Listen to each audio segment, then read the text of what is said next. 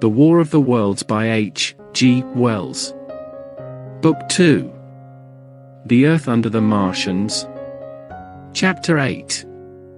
Dead London. After departing from the artilleryman, I went down the hill and by the high street across the bridge to Fulham.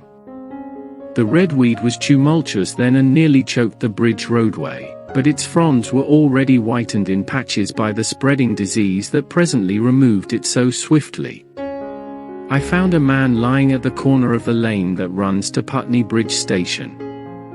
He was as black as a sweep with the black dust, alive, but helplessly and speechlessly drunk. I could get nothing from him but curses and furious lunges at my head. I should have stayed by him but for the brutal expression on his face. There was black dust along the roadway from the bridge onwards, and it grew thicker in Fulham. The streets were quiet. In a baker's shop here, I got sour, complex, mouldy, but quite eatable food. Some way towards Walham Green, the streets became clear of powder, and I passed a white terrace of houses on fire. The burning noise was an absolute relief. Going on towards Brompton, the streets were quiet again. I once came upon the black powder in the streets and dead bodies. I saw about a dozen in the length of Fulham Road altogether. They had been through many days, so I hurried quickly past them. The black powder covered them over and softened their outlines. One or two had been disturbed by dogs.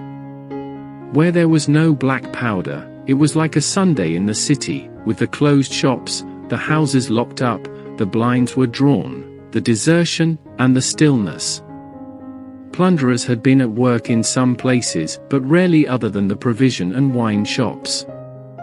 A jeweller's window had been broken open in one place, but the thief had been disturbed, and several gold chains and a watch lay scattered on the pavement.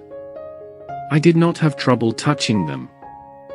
Farther on was a tattered woman in a heap on a doorstep, the hand over her knee was gashed and bled down her rusty brown dress, and a smashed magnum of champagne formed a pool across the pavement. She seemed asleep, but she was dead. The farther I penetrated London, the more profound grew the stillness. But it was not so much the stillness of death, it was the stillness of suspense, of expectation.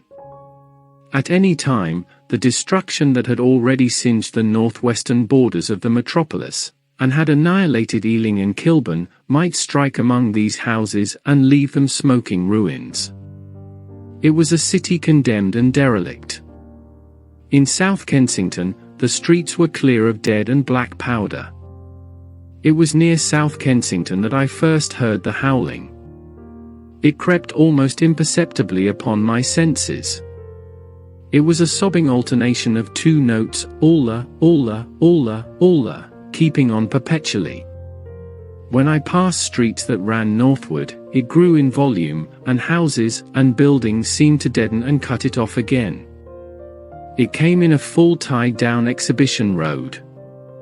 I stopped, staring towards Kensington Gardens, wondering at this strange, remote wailing.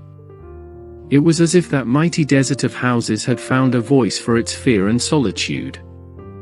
Alla, alla, alla, alla, wailed that superhuman note, great waves of sound sweeping down the broad, sunlit roadway between the tall buildings on each side. I turned northwards, marvelling, towards the iron gates of Hyde Park. I had half a mind to break into the Natural History Museum and find my way up to the summits of the towers to see across the park.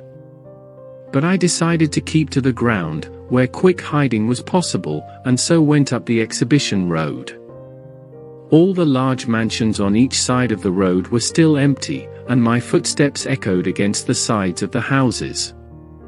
At the top, near the park gate, I came upon a strange sight, a bus overturned, and the skeleton of a horse picked clean. I puzzled over this for a while and then went to the bridge over the Serpentine. The voice grew stronger and stronger, though I could see nothing above the housetops on the north side of the park save a haze of smoke to the northwest. Alla, alla, alla, alla, cried the hearing from the district about Regent's Park, as it seemed to me. The desolating cry worked upon my mind. The mood that had sustained me passed. The wailing took possession of me. I was intensely weary, footsore, and now again hungry and thirsty. It was already past noon. Why was I wandering alone in this city of the dead? Why was I alone when all of London was lying in state and its black shroud? I felt intolerably lonely. My mind ran on old friends that I had forgotten for years. I thought of the poisons in the chemist's shops, of the liquors the wine merchant stored. I recalled the two sodden creatures of despair, who, so far as I knew, shared the city with myself. I came into Oxford Street by the Marble Arch, and here again were black powder and several bodies, and an evil, bad smell from the gratings of the cellars of some of the houses. I grew very thirsty after the heat of my long walk. With infinite trouble, I managed to break into a public place and get food and drink. I was weary after eating and went into the parlor behind the bar and slept on a black horsehair sofa I found there. I awoke to find that dismal howling still in my ears, "Alla, alla, alla, alla." It was now dusk, and after I had routed out some biscuits and cheese in the bar, there was a meat safe, but it contained nothing but maggots. I wandered on through the silent residential squares to Baker Street. Portman Square is the only one I can name, and so came out at last upon Regent's Park. And as I emerged from the top of Baker Street, I saw far away over the trees in the clearness of the sunset the hood of the Martian giant from which this howling proceeded. I was not terrified. I came upon him as if it were a matter of course. I watched him for some time, but he did not move. I could discover that he appeared to be standing and yelling for no reason. I tried to formulate a plan of action. That perpetual sound of "alla, alla, alla, alla" confused me. Perhaps I was too tired to be very fearful. Indeed, I was more curious about the reason for this monotonous crying than afraid. I turned away from the park and struck into Park Road, intending to skirt the park, went along under the shelter of the terraces, and got a view of this stationary, howling Martian from the direction of St. John's Wood. A couple of 100 yards out of Baker Street, I heard a yelping chorus and saw, first, a dog with a piece of putrescent red meat in his jaws coming headlong towards me, and then a pack of starving mongrels in pursuit of him. He made a broad curve to avoid me, fearing I might prove a fresh competitor. As the yelping died away down the quiet road, the wailing sound of "alla, alla, alla, alla" reasserted itself. I encountered the wrecked handling machine halfway to St. John's Wood Station. At first, I thought a house had fallen across the road. It was only as I clambered among the ruins that I saw, with a start, this mechanical Samson lying, with its tentacles bent and smashed and twisted, among the ruins it had made. The forepart was shattered. It seemed as if it had driven blindly straight at the house and had been overwhelmed in its overthrow. It seemed then that this happened by a handling machine escaping from the guidance of its Martian. I could not clamber among the ruins to see it, and the twilight was now so far advanced that the blood with which its seat was smeared, and the gnawed gristle of the Martian that the dogs had left were invisible to me.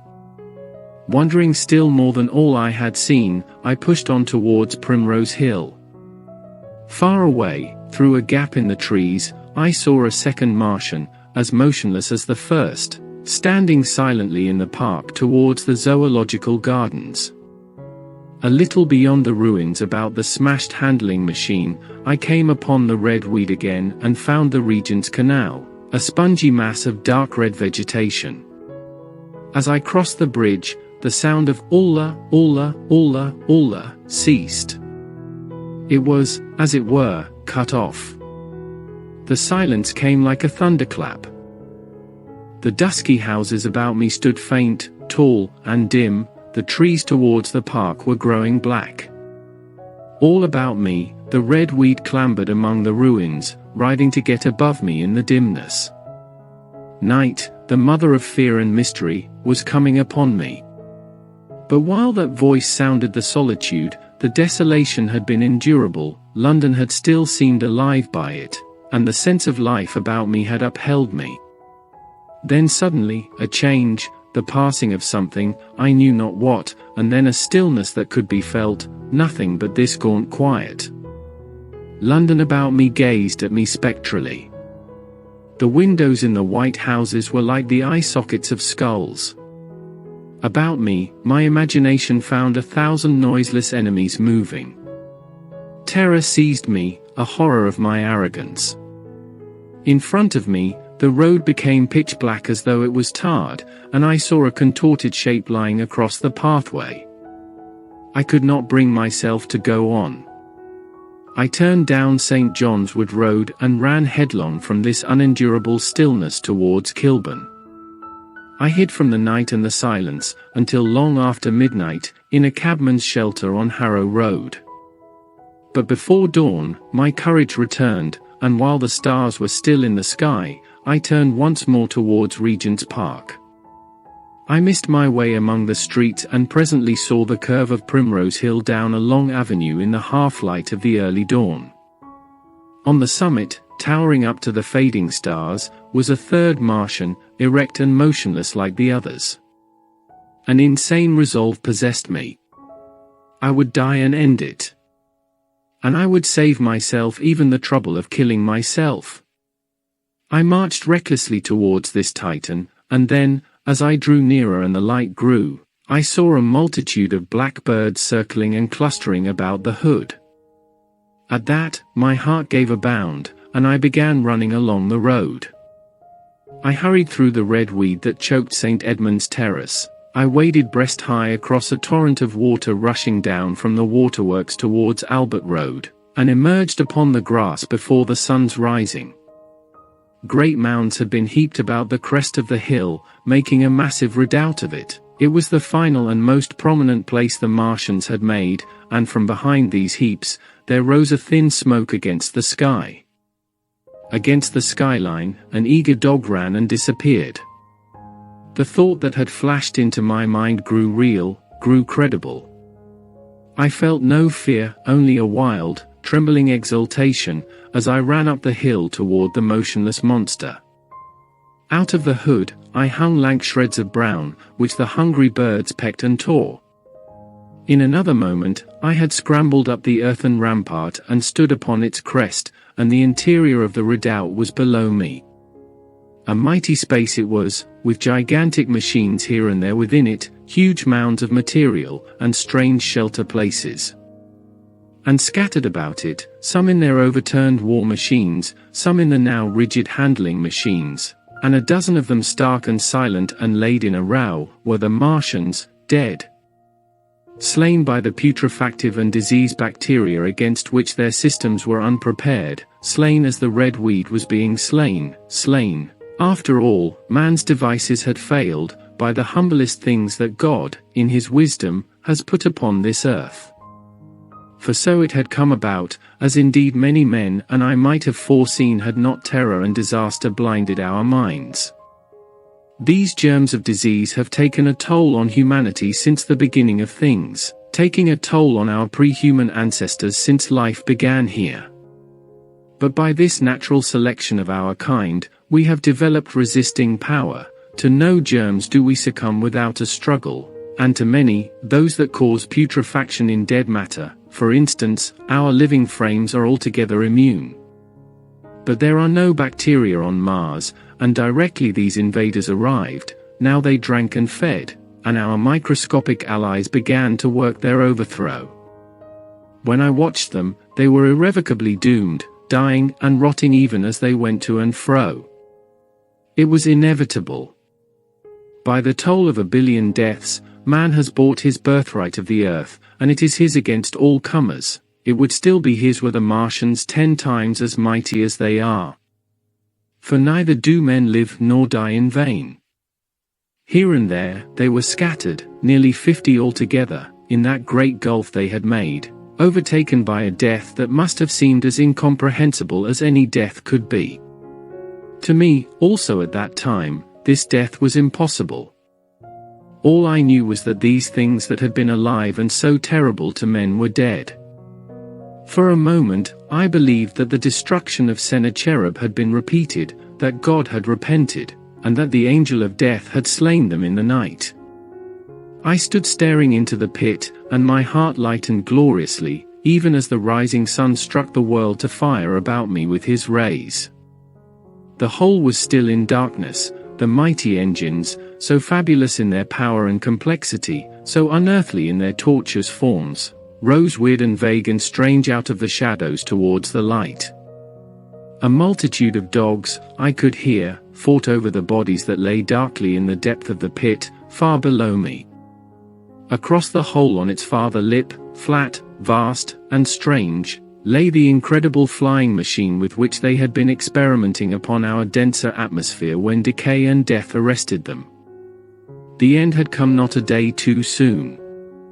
At the sound of a cawing overhead, I looked up at the vast fighting machine that would fight no more forever, at the tattered red shreds of flesh that dripped down upon the overturned seats on the summit of Primrose Hill. I turned and looked down the slope of the hill to where, enhaloed now in birds, stood those other two Martians I had seen overnight, just as death had overtaken them. The one had died, even as it had been crying to its companions, perhaps it was the last to die, and its voice had gone on perpetually until the force of its machinery was exhausted. They glittered now, harmless tripod towers of shining metal, in the brightness of the rising sun. All about the pit, and saved as by a miracle from everlasting destruction, stretched the great mother of cities. Those who have only seen London veiled in her somber robes of smoke can scarcely imagine the naked clearness and beauty of the silent wilderness of houses.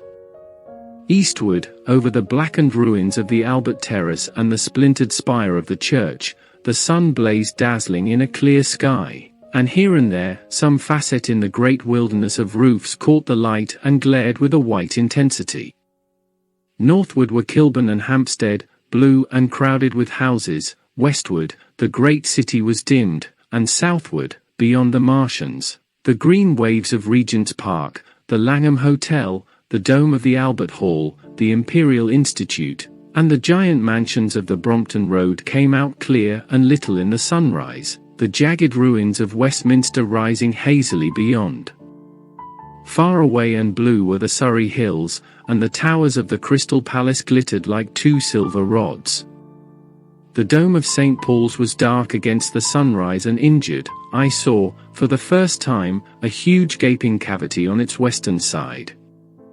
And as I looked at this vast expanse of houses and factories and churches, silent and abandoned, I thought of the multitudinous hopes and efforts, the innumerable hosts of lives that had gone to build this human reef, and of the swift and ruthless destruction that had hung over it all, when I realized that the shadow had been rolled back and that men might still live in the streets, and this lovely vast dead city of mine be once more alive and powerful. I felt a wave of emotion that was near, akin to tears. The torment was over. Even on that day, the healing would begin. The survivors of the people scattered over the country, leaderless, lawless, foodless, like sheep without a shepherd, the thousands who had fled by sea, would begin to return. The pulse of life, growing stronger and stronger, would beat again in the empty streets and pour across the vacant squares. Whatever destruction was done, the hand of the destroyer stayed. All the gaunt wrecks, the blackened skeletons of houses that stared so dismally at the sunlit grass of the hill, would be echoing with the hammers of the restorers and ringing with the tapping of their trowels. At the thought, I extended my hands toward the sky and began thanking God. In a year, they thought in a year. With overwhelming force came the thought of myself, my wife, and the old life of hope and tender helpfulness that had ceased forever. That is the end of chapter 8. Thanks for watching, and I'll see you at the next one.